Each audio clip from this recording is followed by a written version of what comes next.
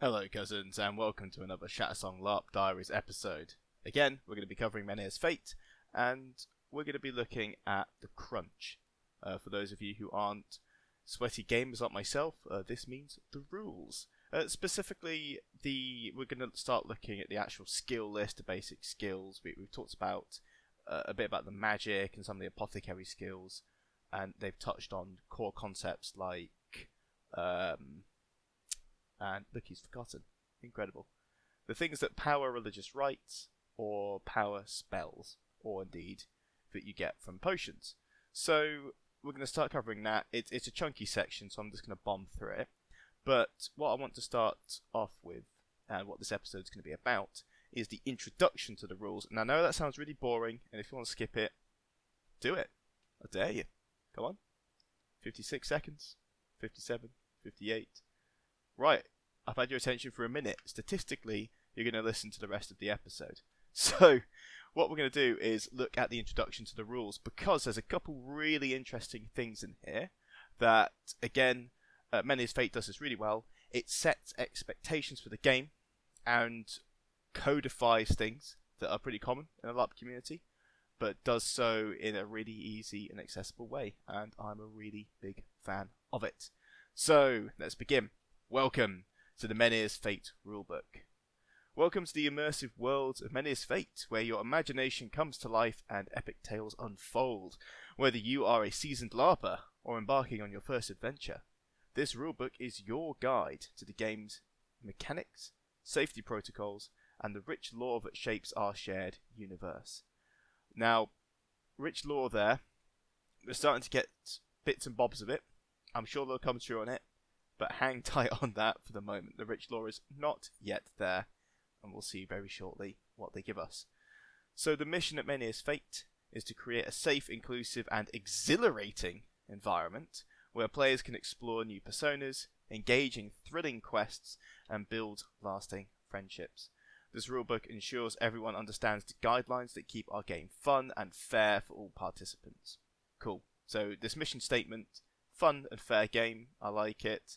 Safety, you got to have it in there because this is a contact sport. Like, no one's gonna. I don't think many people agree with me on that point, but if you're hitting someone with a stick, it's a combat sport. Simple as. Final point in there: exhilarating environment. Like we'll see how close they stick to their mission statement, but they want this to be fun, and I don't think I've seen any other rule set out there for LARPs that says fun. You see with Eversley. They want this is a film or a cinematic LARP. It's dramatic, so their mission there is to give you that film or center of a theatre experience, and they do that very well. They execute on their missions, and obviously with Johnny and Kitty behind the team at Menhirs Fate, I would put my money on Red in this example. I would put my money behind them delivering on this mission statement. So in the following pages, yada yada yada, you'll find everything you need to know. Great. So, core principles. Safety first. Again, no surprise. Quelle surprise. Second is respect and inclusivity. LARP community is pretty damn good at this. Possibly the best community on the planet. I don't mean that sarcastically. Genuinely. It's one of the most tolerant and respectful communities in the UK, which is one of the most respectful and tolerant countries in the world. So, it's at the tippy top of welcoming people. Number 3 is immersion and fun. Our goal is to create a deeply immersive experience. By following the rules and embracing the spirit of the game, you contribute to the overall enjoyment and authenticity of the world we build together. So, safety, fun, and respect. Cool. Alright. First of all, I'm going to skip over things like OOC, so out of character, that's just terminology, but I think this is really good for new LARPers getting involved. Page starts here and it starts off defining terms. Good structure. Races. In Menhirs Fate, all characters are humans from one of the 9 nations in the mundane world. Humans can be influenced by the magical spheres, which can produce physical changes and influences upon them, but they are still human. So there's no elves or dwarves or other fantasy tropes to engage with. You're all human, but if you want to look like those fantasy tropes, I'm sure there's a way. Right. The Menhirs Fate team. specifically for referees and crew members. They're essential to ensuring a smooth, fair, and safe LARP experience. They enforce rules, resolve conflicts, and oversee player safety. Additionally, referees facilitate the storyline by introducing plot elements and NPCs, while managing the logistics of the game, such as coordinating events and maintaining the immersive environment. Their guidance and support helps players engage fully in the adventure. If a referee gives you a direct instruction, please follow it immediately. So, nothing revolutionary here around refs and the like, but referees facilitating the storyline by introducing plot elements and NPCs. So I think rather than referee being are you following the rules, they're actually going to be a little bit more involved in the RP as well, but with a I don't want to say secondary role as a rules enforcer, because that is their primary role, but it won't be as obvious perhaps. They won't walk around just checking, pull your blows, or make sure you yell cleave in time. They'll actually be playing the game. And what I've seen as a theme so far in Menhirs Fate is that crewing this sounds really fun. You're not going to be locked up in a tent, you're not going to be confined to one job, and you're not going to be asked to do it for a whole year. You're actually going to go out and play the game and enable other people's fun, which I think is going to stick really well. Medics. Follow their instructions. Not surprising. Dangerous play. So they actually chose to define dangerous play in this section. So, following examples are charging or leaping at shield walls. Do not charge or leap at shields with the intention of colliding with body weight.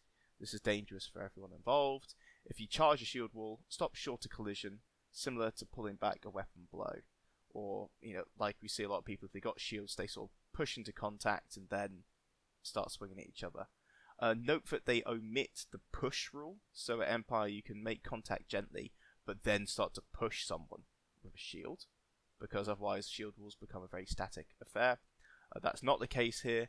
We'll see how it works out in combat. I would have been concerned originally, but there's rules like crush, that means that someone in full armor and a shield is vulnerable to the right player, and shield walls of heavy armor are going to have a counter, which is cool. Second, parrying with non-padded objects, stuff like your bows or your hands. Don't do it, just do it with padded stuff like a shield. Physical combat, don't kick and punch each other. Thrusting, stab safe only. Combat under the influence.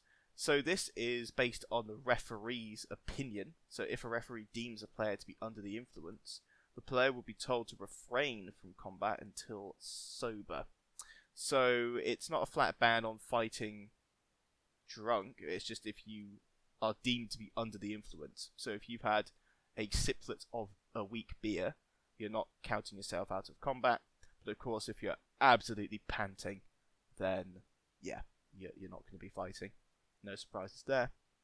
Unpull blows, pull your blows, and all Menhirs Fate team members will be able to give you a one-to-one basic weapon training, so they can teach you how to pull a blow. I think that's really cool, because at other systems, you have to either go to a new player skirmish and get shown it, or you learn from your friends, more often than not. But in this case, they're telling you, go find a ref, and they will give you individual education, which means that we can standardize across the field as people come in. Then, especially if they're new, then they're going to get a one-to-one tuition on what is and isn't acceptable, and I think that's going to help the overall quality of the game, because people aren't just going to go, oh, I know how to pull a blow, never practice it, and they go on the field and absolutely spank someone in the face. All right, so nothing unsurprising there. Well, sorry, nothing surprising there, or pretty much unsurprising points. But around unpulled bows, having a one-to-one is pretty cool, and also for no shield push rule as well. That's a bit different. Maintaining safe play. So rather than having conduct warnings just applied at random and at the whim of the person issuing them, Menhirs Fate has a tick system. So if a member of Menhirs Fate sees a person doing actions that they believe to be dangerous, they take the player aside and give them a tick on their character cards. This is your passport, keeping the admin in the field. Fucking love it, rather than having to faff things out over email, which is impersonal and very difficult to get the point across. especially weeks after the event has finished, right? This happens in the moment, and when you get a tick, this will remain on your card for the next 4 events. If a person receives 2 ticks, they'll be asked to remove themselves from the encounter they are taking part in. So this isn't a perma ban on combat, this is a ban on combat for the moment. If a person receives 3 ticks, then they will not be allowed to continue to participate in combat and become a non-com player. If the player wishes to continue to be a combatant, they will have to participate in one-on-one weapon training. Only upon them completing this training will they be able to reuse a weapon. So, going back to those refs giving one-on-one training, it's going to be a circular thing of constant improvement. So it's not like, oh, I've gone to a new player skirmish and now I'm qualified, tee-hee, let's go burst some eyeballs. You're going to be constantly monitored on how well you fight, and there's going to be a quick remedy to people who don't fight safely, and if they continue to do so, then they're punished and they're brought out. Fantastic. Wonderful mechanic. 10 out of 10 Menhirs Fate. Well done. People who receive ticks regularly may be told that they cannot participate in combat for the safety of others, and so will follow non-com rules until they are informed otherwise. So that's basically a ban on combat. Please note that some acts of dangerous play may result in multiple ticks being assigned to a person at once. If there are any questions or queries about this process, or the amount of ticks, then a ref will be able to discuss with the player at Ref HQ after the combat. So you can always take it out for review. Like any sport, the referee's word is probably final. And what I think this allows is if people make mistakes or they get heated in combat, we shouldn't hit people hard, we shouldn't do dangerous things. No one intends to do them, but they happen. It's a part of the sport, right? So having this immediate 3 tick of like, right, that was so fundamentally unsafe, you clearly need some re-education, you're stopping for now, and realistically the skirmish finishes, and then we're doing some one-on-one to make sure that you've got this right.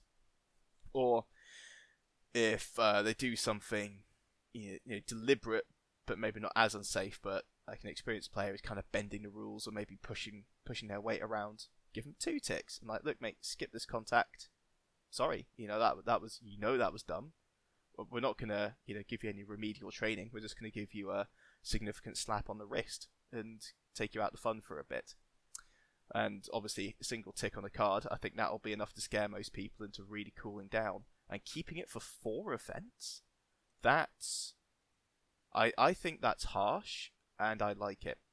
I think that if I get a tick at E1 as an example, and hey, I might, then that puts me on my best behaviour for the rest of the year, because otherwise what will happen is when I get my second tick, I know that the second I do that, I'm out of that skirmish, and I might have queued for it. It might be difficult to get on them because there's lots of players wanting to be on them.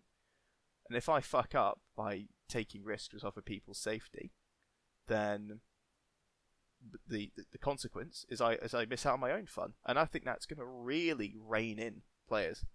Like it a lot. Okay, safety in Menhirs Fate. I don't think there's anything surprising here. It's stuff like don't light a fire on the ground, put it in a fire pit. Tents, don't fight inside your tent. Guy ropes, light them if possible, which is interesting guidance. I haven't seen that before. And obviously if you're fighting around tents, which is going to happen because there will be camp raids, I think that's why they're in here. If someone has an accident involving a guy rope, stop fighting and help them up. Ensure that they are okay. If they are unhurt, continue fighting, but away from the guy ropes. Unsafe grounds or areas. While fighting, be aware of general surroundings and don't fight in bushes, cliffs, ditches, large puddles, or lava. Love it. Touching. In Menhirs Fate, we ask participants do not touch each other unless you have clear consent from them. Please instead use the hover hand system, i.e. putting your hand 6 inches away from the person. Great, right? The whole fucking problem, and I'm sorry, I'm going to rant a bit here. I'm having with Empire combat at the moment is around. It's not unclear anymore. It's taken about a year to become clear. Was the looting rules of can you touch a person, can you not? Medical roleplay, can you touch them, can you not? What if they give you consent? What if they want you to? You know them, you've done roleplay with that person for years, and it's adding to the experience, right? And then I've had stories with my friends and other people, and I've seen it on the field, of refs just randomly applying their interpretation of the rule, and it's totally unclear and totally unmanaged, and all I've seen it do is just wreck roleplay moments, and I don't think I've actually seen it help a person. I have been on the receiving end of when I was looting somebody. I genuinely accidentally touched them because this is in the combat. I leaned forwards and my knee touches their knee. This crew member went, "Please don't touch me when you're looting without checking." So I apologised and said, "Sorry mate, it's an accident. Hover hands." And he went, "Yep, okay, please keep doing that." Clearly, a bit, I don't know if I upset him or whether something else had, but the player was very calmly able to tell me to stop, and I did. And then there was no hard feelings. Helped him up, off he went to respawn. No hard feelings at all, and the refs didn't really help in that scenario, right? But defining it here, that if you have clear consent, you can touch and you can do that roleplay, great. When someone hacks me to bits as a monster, and like, "Oh, can I loot you?" I'm like, "Yeah, literally go through my pockets, have fun, see what you find. There might be a Freddo." Awesome. Huge fan. Thank you, Menhirs Fate. Thank you for putting that in. It's one sentence. That's all it needed. All looting and touching needed was one fucking sentence. And this is great because it's not even limited to looting. It's just touching. So if you want to carry a body away from the battle and say, "Hey, you okay if I put my arm around you?" Yes, great, because you're still touching a player at that point, but they've said yes. So you can do the cool helping a hero out of a battle roleplay. Love it, love it, love it. Brilliant. Sorry, rant over. Closed tents. Always assume that a closed tent is out of character. This means that there is no reason to open a tent that is not yours. This is a person's private area, and we ask you to respect that. Great, nice and clear. Don't go inside other people's tents. Cool. Safety calls. Right, so they've got player down, so this indicates a genuine injury has occurred. All activities must stop and the situation is assessed, potentially while first aid is being administered. Please refrain from calling player down across a battlefield or skirmish unless you're alerting actual refs to a situation they haven't seen already. So this is to stop people just concatenating it across a battlefront. Refs work diligently to localize incidents to minimize disruption to gameplay. If you're near a player down situation, kneel and stay in place until Menhirs Fate refs instruct you to move or resume play. This call should never be used for in-character purposes. Cool. So again, it's something we see, and it's very hard to manage on a battlefield. Is player down, colloquially man down, is what's used at Empire. Obviously they're using non-gender specific here. No problem with that at all. But the problem is someone says man down, and then they kneel, and the locality kneel as well, which is fine. That's the intent of the call. But then it starts to just echo across the line, and then all of a sudden you've got 500 players, in a 100-meter square box, all kneeling, and the game just stops, even though that you only actually need 5 meters squared of space to actually treat that person and move them out from a sprained ankle, for example, or they're taking a branch to the back of the head or something. I think this is really good to stop players getting other players to call player down, and only refs are saying it unless you're the person to notice it and you're bringing a ref to that actual injured person. So again, like it, devil's in the detail, and the detail is good. Safety. So a ref yells safety. It's unsafe to be in an area for an out of character reason. All activities stop, and the situation is assessed. Typically, you move away. So it could be a really thick, deep puddle that's got loads of mud at the bottom and is stealing people's boots. They just go safety, move away. Nothing surprising there. So those are out of character, player down and safety. In character, gameplay calls, so time freeze. You do not get prizes for guessing what that means. It ends when someone, typically a ref, would say time in, and they'll often explain what's about to happen to you, and I've seen this used for when a horrible gribbly monster comes out of a portal. Timeout, suspension of play, relax, sit down, have a chat, out of character. Apparently it's going to be made at the end of play each day, and at the conclusion of an event. That's cool. That's an Eversley thing for sure. Time in, no prizes. Hand signals. Ooh, okay, so these are new. So hand signals, so hand in the air, this signals that the person isn't there and cannot be seen. So you put your hand right up at 12 o'clock. Please refrain from interacting or responding to any person with their hand in the air. Thumbs down in the air. This person is a non-combatant and is no longer safe to fight in their vicinity. Please move away from them and don't fight them. So cool, rather than just raising your hand but you're not there anymore, which was the same as stepping out of contact, like out of character. They've now differentiated between that, so you can still be there, but you're a non-combatant, which I think is really cool for people taking part in roleplay and on battlefields. But if they don't want to be in actual combat for whatever reason, then they've got a way to do it. Cool, good. Because what I've seen at Empire is players would raise their hand in the air, and I've done it myself actually, when there's a genuinely unsafe area, like there's a crush, or you need to step aside and wait because someone's being carted out by the medics. But I myself am not going out of character. I'm raising it because it's an unsafe area. But then, of course, if I move 5 meters to the right with my hand in the air, that's kind of metagaming because my character suddenly teleported 5 meters to the right, and that's not the right intention. So, non-com, great. Alright, so the non-combatant rules. There is an array of reasons why a person may be a non-combatant in Menhirs Fate. If they are, they start to follow these rules. In some situations, Menhirs Fate staff will inform players that they are non-com. It will be clear to the player why and for how long. It might be a tick system, it might be roleplay effect, who knows. If they decide to follow these rules, they must follow them for the whole event, or until they inform a ref. If there is any reason the person wishes to change the combat rules they follow, they must inform a ref immediately. Interesting. Okay, so rules as written, I can't just put my thumb in the air if I feel like I'm about to get the shit beaten out of me and then pop back into combat later. It's a major switch, and I've got to go and talk to a ref if I want to undo it. That's cool. It's like PvP and WoW. Easy to turn on, bit difficult to turn off. Cool. Okay. So firstly, when there is combat, remove yourself from the immediate area so that you are in a safe location. In character safe location. If you are unable to remove yourself from the location, then please clearly do a thumbs down and communicate that you are non-combatant.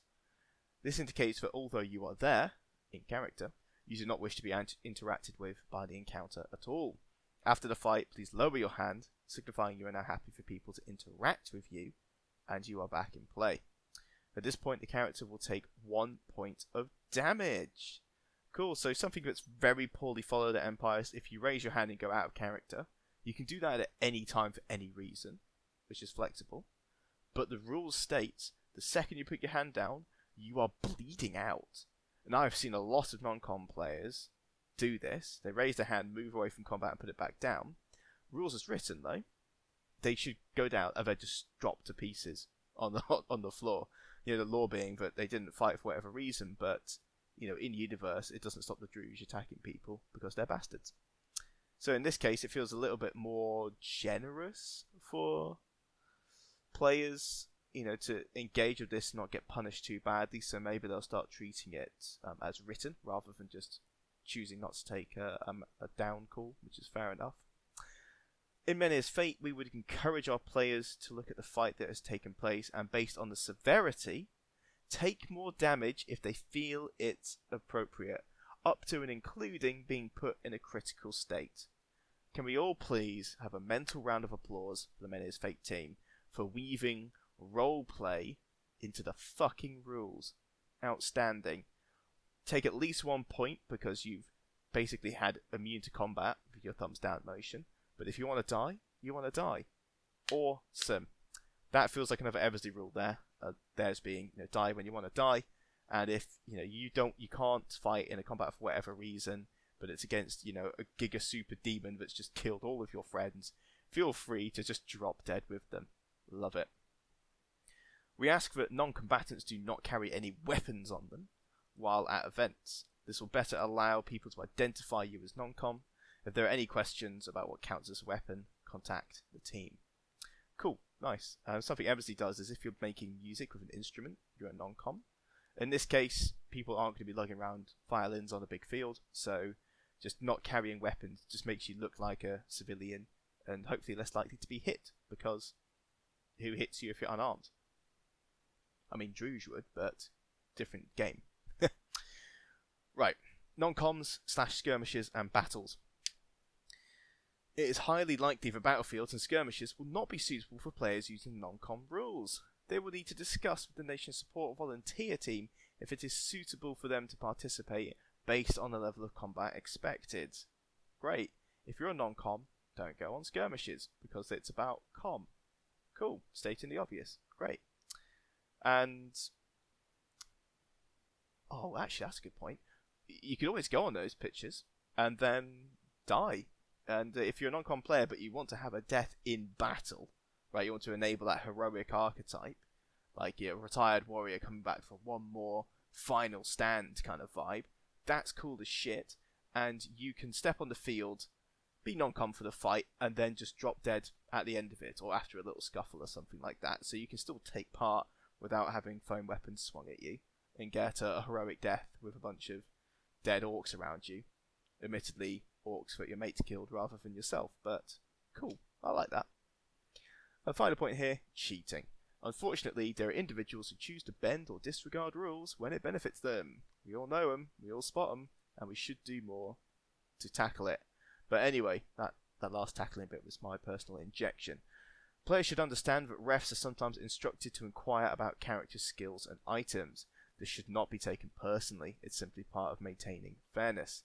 Additionally, it's impossible for any single referee to be aware of everything happening in the game at all times. If a player is observed cheating, a ref will inform them directly about what they're doing wrong. Persistently cheating will catch the attention of refs, leading to a conversation with the player involved. If you continue to cheat afterwards, you may lose the right to participate in certain areas of the game, or even to participate further at Menhirs Fate events. Participants at Menhirs Fate are requested and required to uphold the spirit, not just the letter, of the rules of play. Great. Nothing surprising here. You could be banned if you fuck around, but you're going to be told directly, and because we're carrying character passports on us at all points, it's going to be much easier to check what your skills are. Because if someone that I've never had a ref actually ask me, no, I tell a lie. It's happened once my entire time at Empire. Is in front of a shield wall, took a battering, and someone was basically drum rolling over the top of my head and onto my back when I had my shield up against them, and I was like, these aren't hits. This is limp lily combat. The ref looked at me low and went, "How many hits you got left?" And I was like, "Yeah, I've got 5.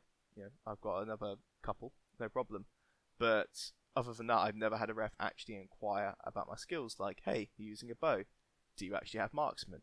You're wearing a shield. Do you have the shield skill? Do you have green steel braces? Whatever. I'm sure that it won't actually be as popular as this rule might imply, but it's nice to know that the mechanism is there for refs to actually be enabled to check people's skills and check on cheating and bending the rules. And they might just do random spot checks. Who knows? So, just coming through the gate, or someone's carrying a two-hand weapon, or something particularly conveniently powerful for the scenario they're in, might go, "Hey, just you finished your roleplay. Can I check your passport, please, and see if we've had any cheaters or not?" So there we go. That's your introduction to the rules. I did say it was sounds like a boring section, but I'm really happy with that. Their mission is to give us a fun, thrilling adventure. Core principle, you've got safety and respect, fine, whatever, but immersion and fun being a core principle, really like to see that. Races, you've just got different flavours of humans, so you've got no Drowgate stuff, like it. We've got the tick system for safe play, I think that's really cool. The closed tent rule and touching, simple, effective one-line statements that are unambiguous. Love it. Player down rather than man down. Some people will be really happy with that. Doesn't personally affect me, but it affects other people, so it's always a good thing. And having the thumb down non-com symbol and clear rules that have roleplay woven into them. Wow, chef's kiss. So yeah, really like that. The more I read about Menhirs Fate, the more confident I am, but this is going to be really fun to play. So, next time we'll be looking at skills, but until then, dear friends, I'll catch you another time.